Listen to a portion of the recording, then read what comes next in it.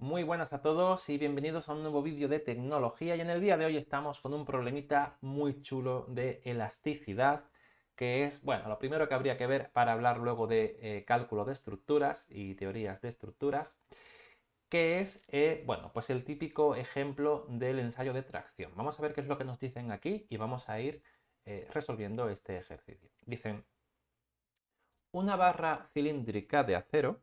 Vamos a hacer un dibujito de la barra que yo podría tener, ¿vale? Por ejemplo, esta de aquí. Es un cilindro, ¿vale? Con un límite elástico de 310 megapascales. Bueno, el límite elástico se escribe así. Ahora explicaré un poquito lo que significan estas cosas, ¿vale? Va a ser sometida a una carga, una fuerza de 10.000 newton. Si la longitud inicial de la barra es de 500 milímetros, ¿cuál debe ser el diámetro si no queremos que el alargamiento sea más de 0,35 milímetros? Y me dan el módulo de Young, que cada material tiene el suyo, de 20,7 por 10 elevado a 4 megapascales. Bueno, voy a introducir un poquito de qué estamos hablando para que no estemos muy perdidos y ahora empezamos a resolver el problema. Bien, lo primero que tenemos que decir es que cuando yo tengo un material y yo lo estiro con una determinada fuerza, en este caso la fuerza con la que estamos tirando son estos 10.000 newtons, ese cuerpo va a sentir internamente una tensión, ¿de acuerdo? Entonces, esa tensión, que se va a llamar con esta letra griega, va a ser la fuerza que tú aplicas entre la sección a la que está aplicada. La sección es esto de aquí, ¿de acuerdo? Porque no es lo mismo que esa fuerza se la apliques a esa barra, esa fuerza se la apliques a esta, ¿vale? La superficie importa de cómo de tensionado está ese material por dentro, ¿vale? Cuanto menor superficie tienes, mayor tensión experimenta el material por dentro a una misma fuerza, ¿vale? ¿Por qué? Porque aquí se los reparten entre más superficie, entre más gente. Es el ejemplo típico de cuando tú tienes en la nieve un palito así y luego tienes pues un bloque así. Cuando tú apliques aquí una fuerza o un peso y luego lo apliques aquí, este se hunde más, este menos, ¿verdad? Porque la tensión que está aplicando este, al tener una superficie más pequeña, es mayor. ¿De acuerdo? Bien. No sé si este ejemplo es muy afortunado, os aclaro mucho, pero bueno. Esta es la fórmula que relaciona fuerza y tensión, para que no os liéis. Sigo más adelante. Como esto es un cilindro, esta superficie va a ser la superficie de un círculo, la superficie de una circunferencia. Ya sabemos nosotros que la superficie de una circunferencia, lo voy a poner por aquí, es pi por el radio al cuadrado. Pero normalmente en este tipo de problemas se suele dar el diámetro. Entonces, como yo sé que el diámetro es el doble del radio, o lo que es lo mismo, que el radio es la mitad del diámetro, yo puedo escribir esta misma fórmula como pi por d al cuadrado. Y si yo elevo todo esto al cuadrado, 2 al cuadrado va a ser 4, así que partido por 4, ¿vale? Yo por ahora me quedo con esta fórmula, que esta es muy interesante, y si me apuráis, esta de aquí la vamos a usar más que la primera, aunque esta ya la conocemos de las matemáticas y demás, esta es muy interesante para nosotros en ingeniería, ¿de acuerdo? Bien, la tensión se va a medir en pascales, la fuerza se va a medir en newton y la superficie normalmente se va a medir en metros. ¿Bien? Estamos en el sistema internacional. Aquí pues igual, diámetro en metros, superficie en metros al cuadrado. Bien, bueno, superficie en metro cuadrado, por cierto. Ahí, C2. Más cositas. Nos hablan aquí del límite elástico. Nosotros tenemos que saber, hay una cosa en física que seguro que ya conocéis de la secundaria, y es que la ley de Hooke, vamos a apuntar aquí cositas, nos dice que cuando tú tienes un material elástico, como puede hacer un muelle, cualquier fuerza que tú apliques va a provocar un alargamiento, ¿verdad? Teníamos lo que era el alargamiento del muelle. Y decíamos que la fuerza era K, que era una constante elástica del material, cada material tiene lo suyo, por el alargamiento. Y ese alargamiento era la longitud final menos la longitud inicial, ¿vale? Era lo que mide al final menos lo que medía al principio antes de estirarlo. Bien, si yo en lugar de fuerzas quiero hablar de tensiones, puedo escribir que la tensión es el módulo de Young por la deformación unitaria. Esta fórmula, que es la ley de Hooke para la elasticidad, es prácticamente equivalente a esta de aquí, ¿vale? Fuerza equivale a deformación, tensión equivale a deformación. ¿Qué pasa? Bueno, pues que aquí aparecen dos cositas que son nuevas, y es que esto es el módulo de Young, que normalmente me lo van a dar, ¿vale? O el módulo elástico también se le llama, que cada material tiene el suyo, y lo que viene a decir es que cuanto más alto sea ese valor, más rígido es el material, más te cuesta deformarlo, ¿de acuerdo? Por otro lado tenemos aquí la deformación unitaria, que se parece mucho a lo que antes era el alargamiento. Esta deformación unitaria tiene una fórmula muy sencillita, que es simplemente el alargamiento que se ha producido entre la longitud que teníamos al principio, ¿de acuerdo? Vamos a decir unidades. El alargamiento normalmente se va a medir en metros, la longitud inicial también es metros, por lo tanto esto me va a quedar metro partido de metros, y cuando tú divides algo entre algo no te queda nada, con lo cual la deformación unitaria no tiene unidades, ¿vale? O pongo metros partido de metro o milímetro partido de milímetro, según las unidades que metamos, tanto el alargamiento como la longitud inicial, o directamente no le ponemos unidades. Y esta ecuación de aquí, como yo sé que esto se mide en pascales y que esto no tiene unidades, pues esto forzosamente se va a tener que medir también en pascal, ¿de acuerdo? Bueno, pues con esto tenemos todas las fórmulas con las que nosotros vamos a trabajar en este tipo de ejercicios de elasticidad. Me falta solamente decir una cosa más, y es qué es eso, qué es esto del límite elástico. Bueno, pues simplemente deciros que cuando yo empiezo a deformar un material, al principio existe, voy a hacer aquí un dibujito muy rápido, una relación lineal entre la tensión que yo aplico y la deformación que se produce. Entonces, se va a producir una recta, ¿de acuerdo? Cuanto más tiras, más se deforma. Y luego eso va a recuperarse, ¿vale? Si tú tiras, por ejemplo, de un muelle, pues el muelle al soltarlo se recupera. Si yo tiro de una barra de acero, al soltarlo se recupera. Pero va a llegar un momento en el que eso va a dejar de ocurrir. Cuando tú empiezas a tirar demasiado, esto lo podéis ver, por ejemplo, con los muelles, si lo habéis hecho alguna vez, llega un momento en el que el muelle ya lo deformas de tal manera que ya no se recupera, que ya se vuelve flácido, se vuelve tonto el muelle. Entonces, entramos en una zona en la que ya no se cumple esta ley de aquí, ¿de acuerdo?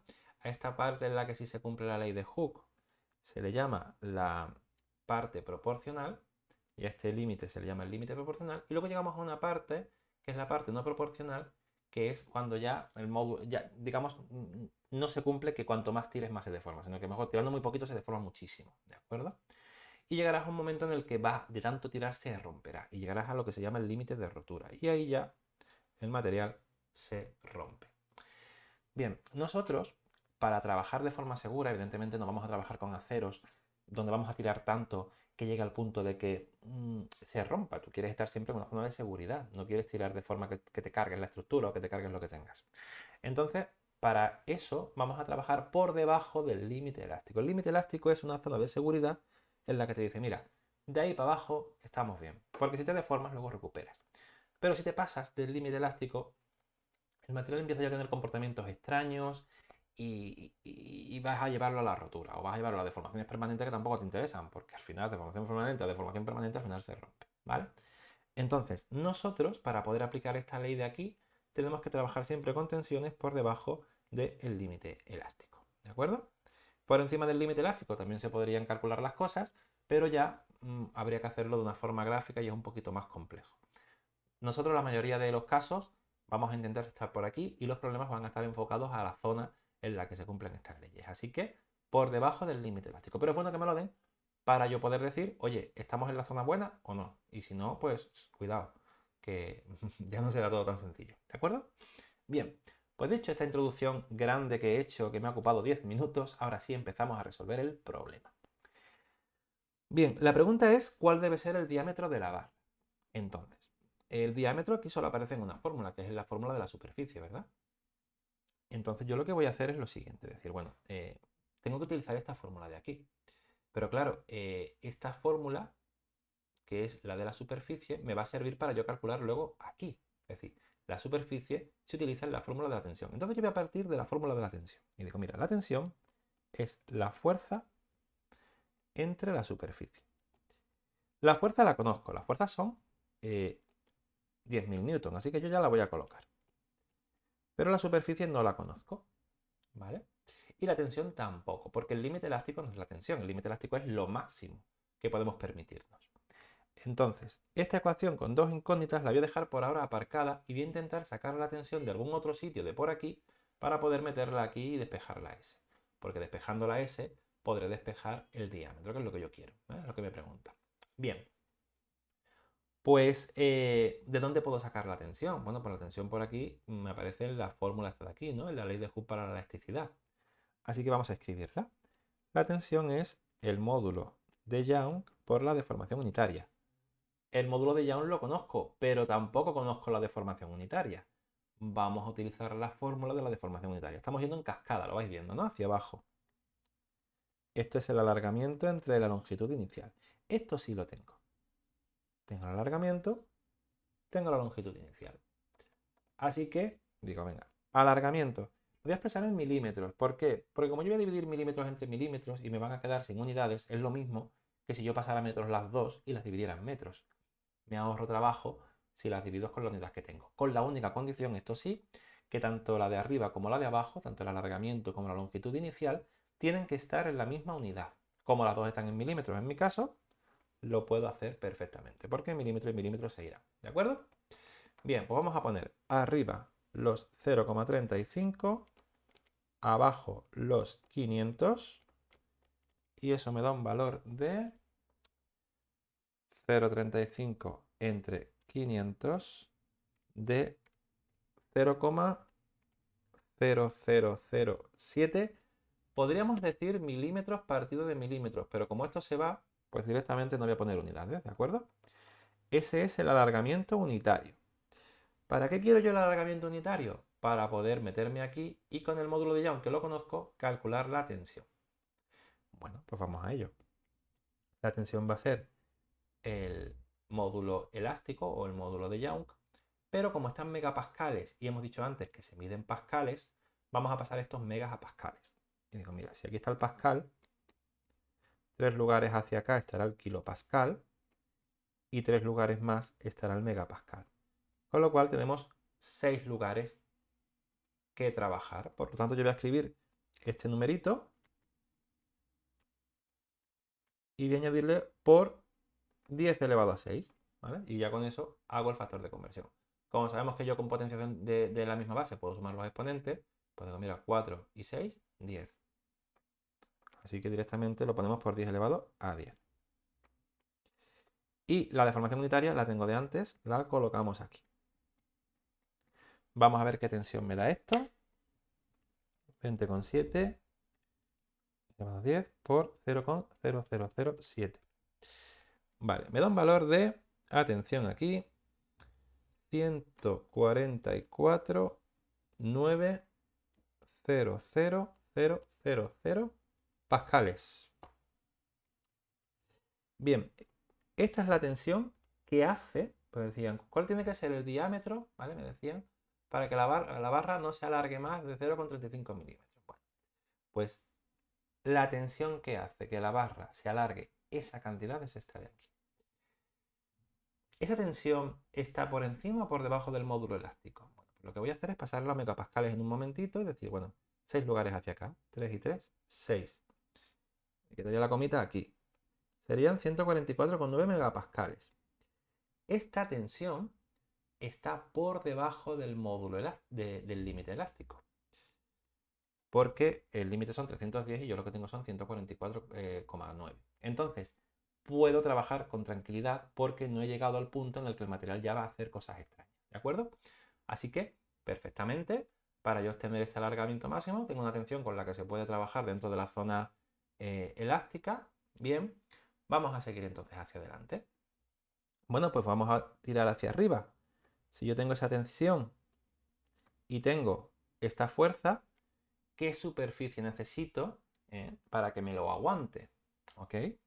Bueno, pues vamos a ir hacia esta ecuación de aquí y digo, a ver, teníamos que la tensión era la fuerza entre la superficie, ¿no? Como lo que yo quiero es la superficie para poder luego calcular el diámetro, voy a venir aquí y voy a despejar la superficie. Mira, esto hacia arriba y esto hacia abajo. La fuerza era 10.000 newton, la tensión la acabo de calcular aquí en pascales, 144,900,000, y esto de aquí me va a dar una sección en metros al cuadrado de 10, 1, 2, 3, entre 144,900,000, pues 0,00069 metros al cuadrado. ¿Por qué metros al cuadrado? Pues porque estamos en el sistema internacional y las longitudes y las superficies, pues evidentemente van en metros. Vale, lo que pasa es que nosotros, evidentemente, un acero, decir que tienes una superficie de 0,000 no es práctico. Vamos a trabajar en milímetros para poder entendernos con valores un poquito más intuitivos. Así que, para yo ir de metro a milímetros son 3 lugares, pero como son cuadrados, 3 por 2, 6.